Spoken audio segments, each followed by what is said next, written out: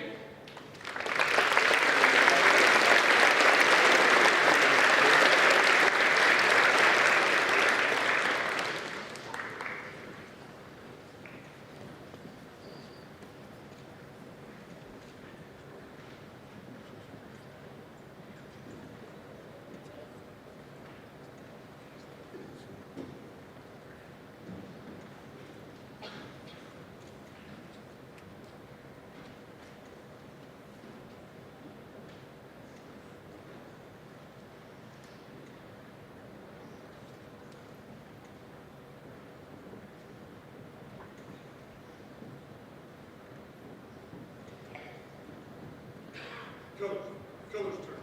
Hearts.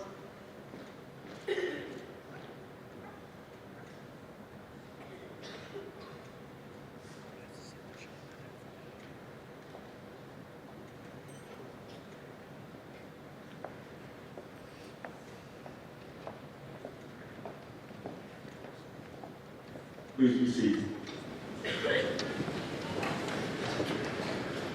Veterans Day originally began as Armistice Day, commemorating the end of World War I. The armistice that ceased hostilities on the Western Front went into effect on November 11, 1918, at the 11th hour of the 11th day of the 11th month.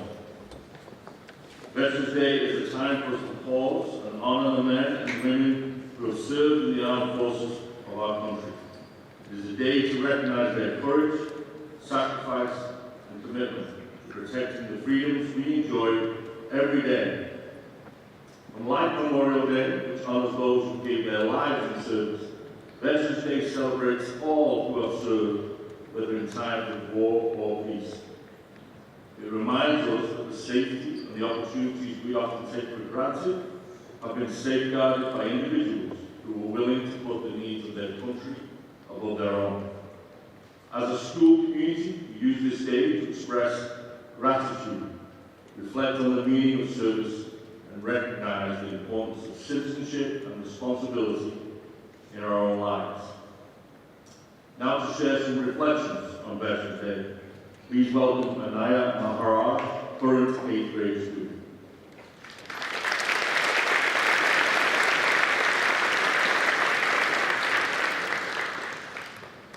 Hello. Today, we come together to honor our veterans and all that they've done for us. Although I've known what a veteran is most of my life, no one in my family has ever served in the military. So I've never really grown around veterans to hear their stories. Veterans Day allows me to reflect on what it means to be a veteran and how they helped our country. The definition of a veteran is broadly defined as someone who has served in the military. Last year, I was able to expand my understanding of what a veteran is to include the bravery and honor that it takes to serve the country, and reflect on some of the challenges they faced during their military careers. During my 7th grade year, we participated in the World War II Interdisciplinary Unit, where we learned about the global conflict and the role that our soldiers played in helping protect our freedom. We learned how the war required all branches of our military because battles took place in land, air, and sea. We got an opportunity to visit a VA hospital and talk to the soldiers about their first-hand experiences. We went to the community impact day to help clean up, and we had the opportunity to meet with veterans who were there. Some veterans had very traumatic experiences that took a long time for them to feel comfortable discussing. We had a chance to sit with 5 veterans who each told us about their lives, including one who was in the Air Force for over 20 years. I remember going home that day and feeling the impact that their stories left on me. All of these educational opportunities help me better understand the challenges that the soldiers face in their careers, and the fact that we have an obligation as a nation to take care of them when they return home. They have sacrificed so many different aspects of their life to protect our freedom and keep our country safe. The sacrifice and dedication of these bravest men and women in our military should be appreciated, especially on this day. We hear stories about wars and conflicts happening all over the world every day, but we often forget that these people are just like the ones in our community. They're someone's mother or father, brother or sister, and they all need support when they come home. That's why if you have not had the opportunity to visit with our veterans, I strongly recommend that you do, because it gives you an opportunity to empathize with their experiences in combat and give a small amount back when it has given so much for you, our nation, and our way of life. I personally am very grateful to have had that opportunity. So even though I don't have any family members who are veterans, my experiences last year helped broaden my appreciation for veterans and why this day is so meaningful and necessary. This lesson is something I will carry forward for the rest of my life. Thank you.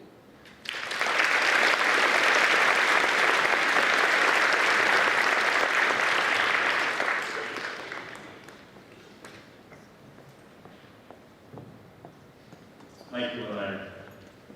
Now to recognize our veterans in attendance, Clayton Garcia, 11th grade. Welcome, Clayton.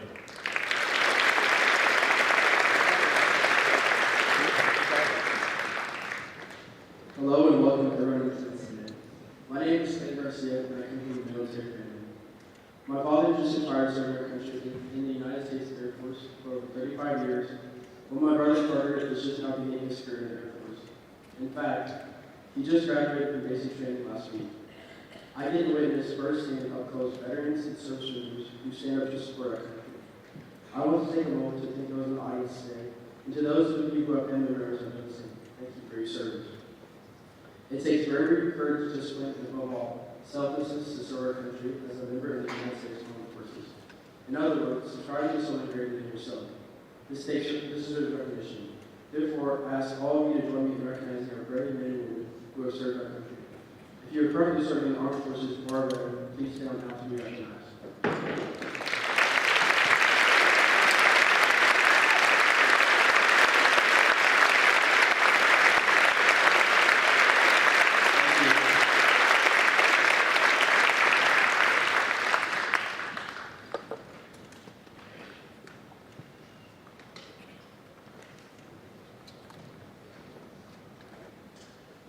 In Flanders Fields is a poem written during the First World War by Canadian physician Lieutenant Colonel John McCrae.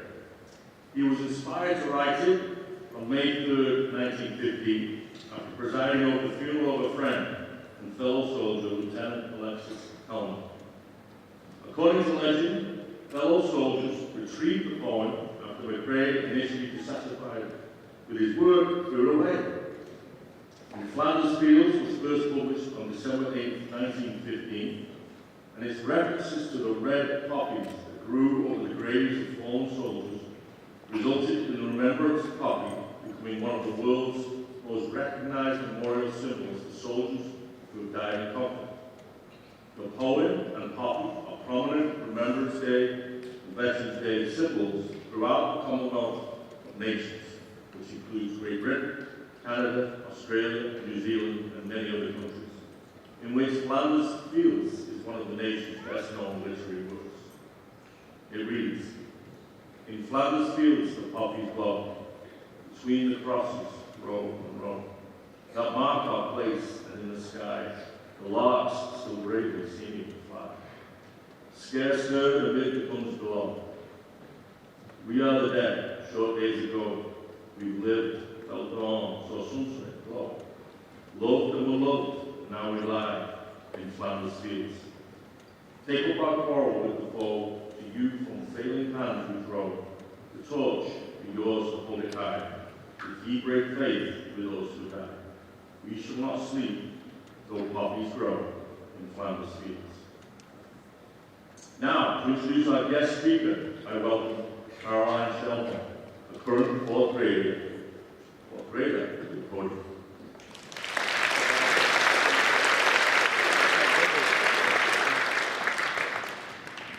Our guest speaker this year is Chip Shelton, a veteran of the United States Navy. After graduating from Harvard University on a Navy scholarship, Chip spent the next 11 years flying fighter jets around the world. He had 2 compact deployments, 300 carrier-arrested landings, and 2,000 hours in a single-seat aircraft. When he left for active duty in 2017 as a lieutenant commander, he attended Harvard Business School and has been a Wichita Collegiate Veteran since 2019, and now owns a small aviation manufacturing business. Please give a warm welcome to my dad, Chip Shelton.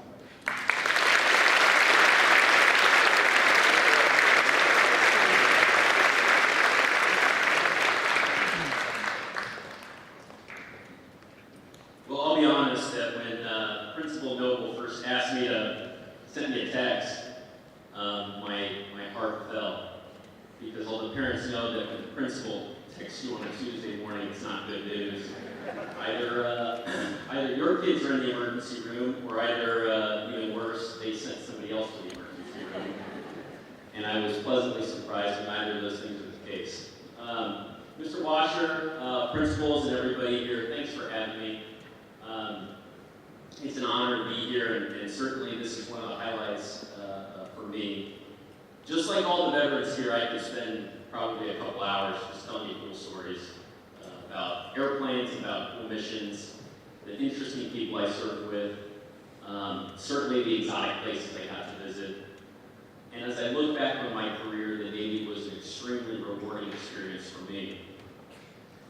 But the subject of my talk today is about the importance of public service. Why it's important for our communities, why it was super beneficial and the growth opportunity for me. And then at the end, I'll kind of put out a bit of a challenge, especially for the high schoolers in the audience, about ways that they can also serve, whether in uniform or not. So who am I? I'm just a regular kid from Kansas City. I went to a high school that was virtually indistinguishable from Wichita Collegiate. So we placed a huge emphasis on academics, but the school also was really encouraging us to develop leadership through athletics and through arts and through community service. And so public service, even as a kid, was something that was ingrained in me, just like it's going to be ingrained in all of you guys. I was a senior in high school when 9/11 happened, and I can distinctly remember that day. We basically didn't know what was going on, but we spent the afternoon in my AP Spanish class sitting in a circle and kind of talking about what we were seeing, what we were feeling, and how we could maybe make a difference to prevent that kind of tragedy from ever happening again. And that was the day that I first really considered joining the military. So as a senior, what was on my mind in the fall was applying to colleges. the seniors here, you guys get it. I didn't really know where I wanted to go, I didn't know what I wanted to do, but as I started to do some research, I learned that there were some scholarships available through the military that would pay for my tuition at regular colleges and universities. These are not the service academies, not the Annapolis, not the West Point. That's a great looking sweater, by the way, sir. But just regular schools. And there's about 150 schools that offer Navy scholarships, and there's over 1,000 schools in the country that pay for Air Force, Army scholarships as well. And so for me, the decision to join the military wasn't just philosophical. There was also a bit of a financial decision as well. So the day that I graduated from college, I can remember it well. I graduated in the morning, and in that afternoon I was commissioned as an officer in the Navy. And for the first 3 years, I'm not even kidding, for the first 3 years, all I did was learn how to fly airplanes. And so one thing that people don't know is that everyone in the military is taught a very specific set of skills that pertain to his or her specialty. And for me, that was flying airplanes. So I learned to fly airplanes in good weather, in bad weather.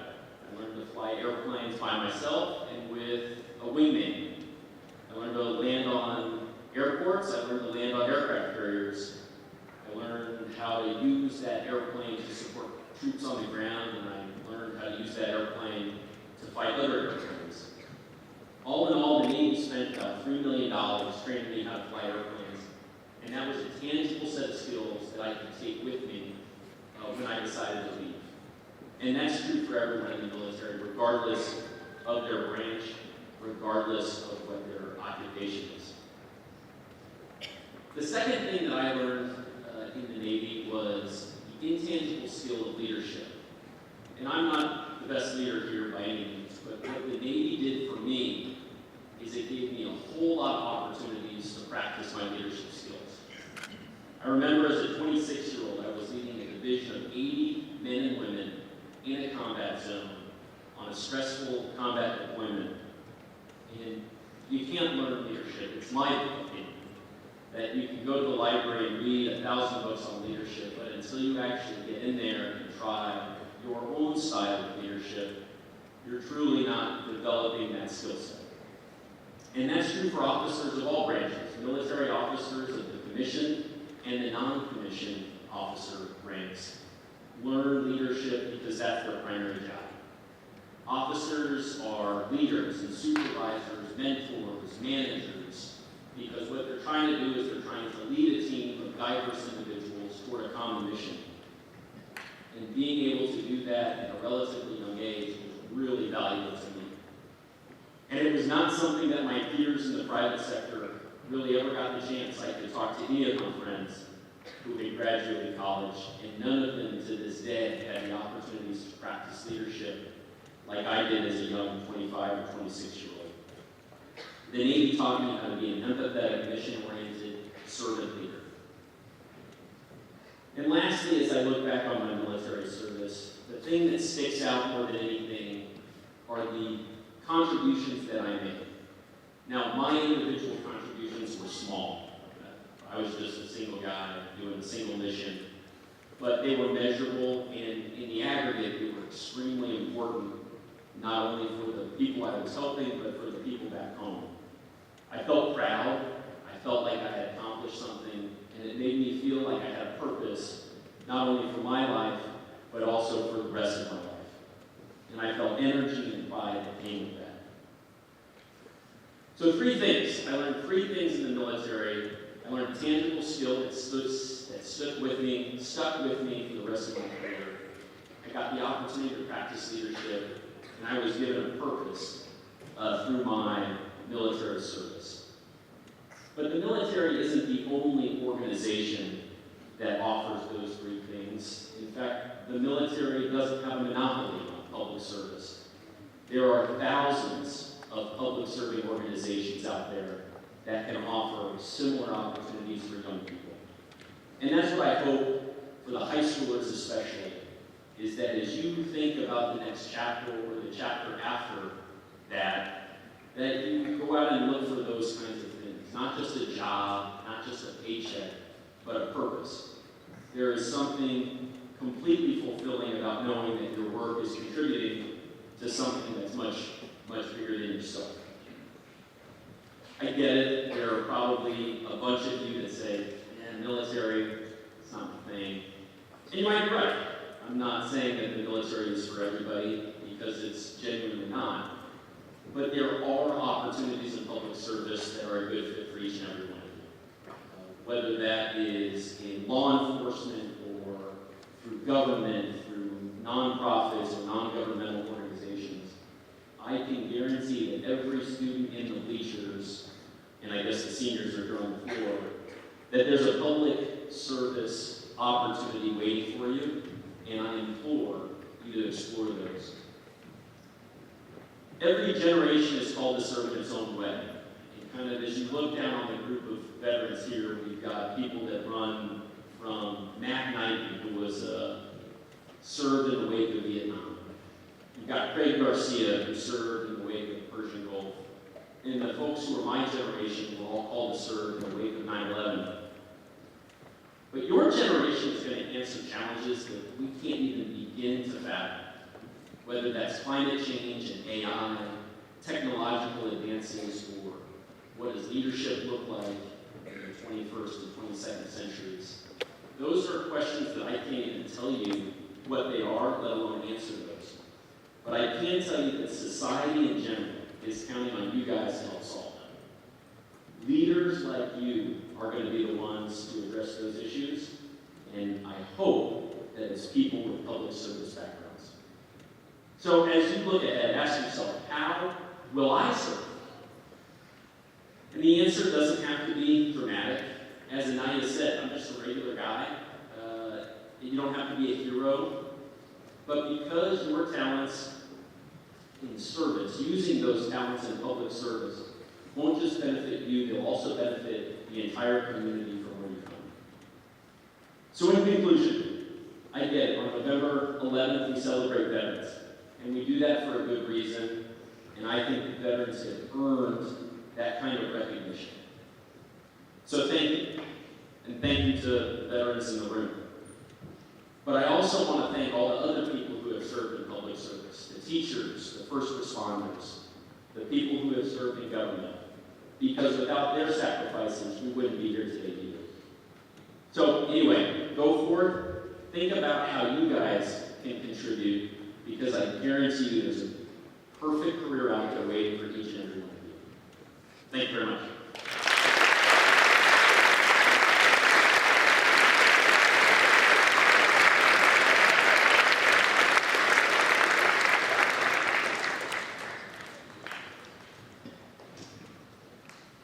Thank you, Chip, for that great speech. Now we're going to introduce Dawn Harris to lead the low school in the military medley in honor of the various branches of the armed services.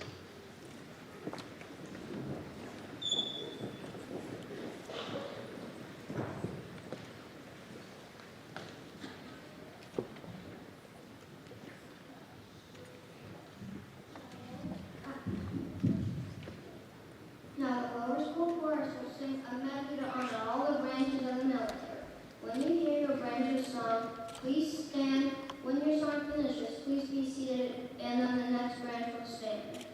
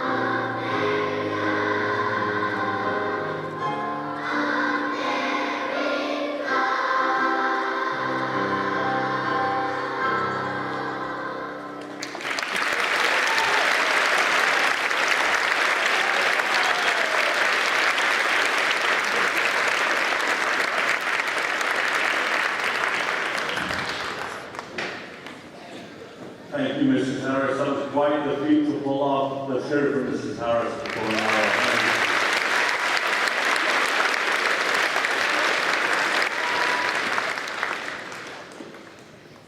The powerful sound of playing of taps is a call to remember who gave their lives in the service of the United States.